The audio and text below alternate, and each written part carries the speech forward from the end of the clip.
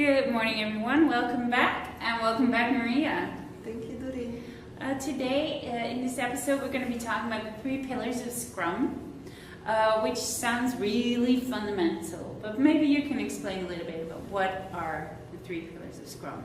Yes, the 3 pillars of Scrum are transparency, inspection, and adaptation. And how should I see these 3 pillars?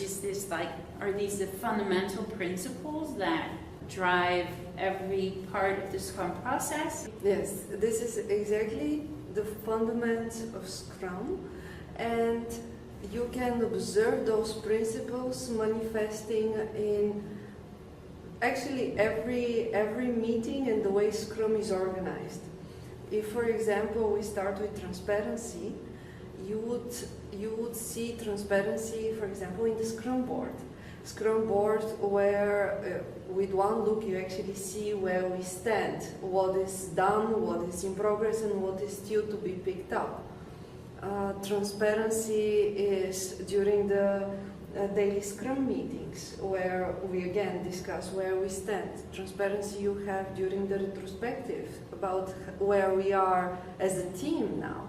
Transparency you have in the meeting which is sprint review meeting where we present to the stakeholders what we have built during the previous sprint. And the principle is really to be open, to not hide. It actually gives you so much freedom the moment you can really be yourself. You don't need to modify the reality so that it looks easier, nicer, or something like that. No energy wasted in that exactly. sense.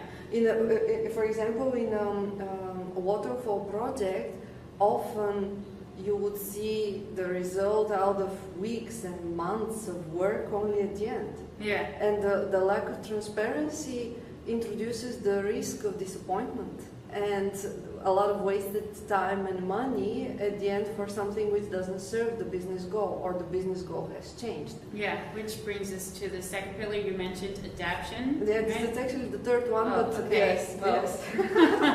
Okay. This is the second one would be the inspection. Okay. So the moment to check where we are, and all the examples I gave for transparency are actually the moments where you can also inspect.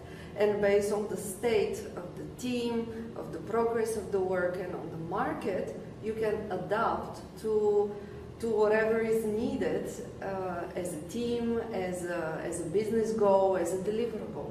This is really core, because many people, or let's say even Scrum Masters, can go after directions which have this kind of meetings or do this in your team. But I think that the core is really the understanding of why are we doing this.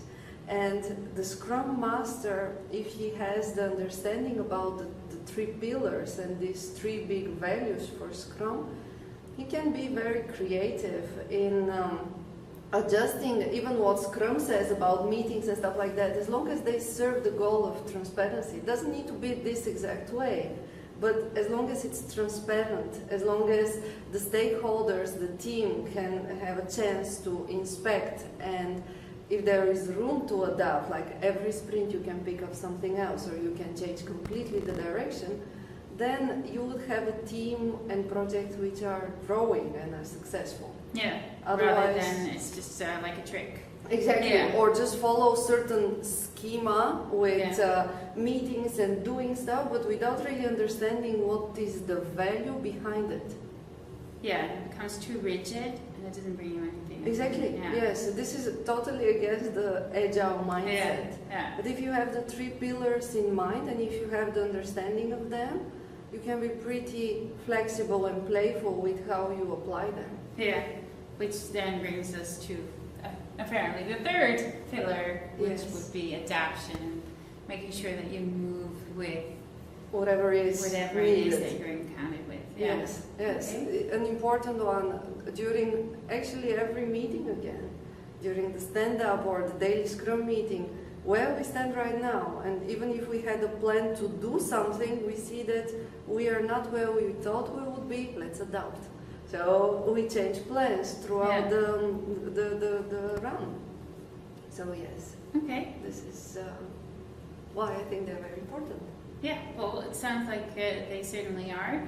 And I guess in this series, you kind of take us along on your journey to see where we can apply those 3 pillars in every aspect of the Scrum process, or so it feels to me. So thank you for explaining that. Yes, thank you, Duri. Okay, we'll see you next episode. See you next time. Bye-bye.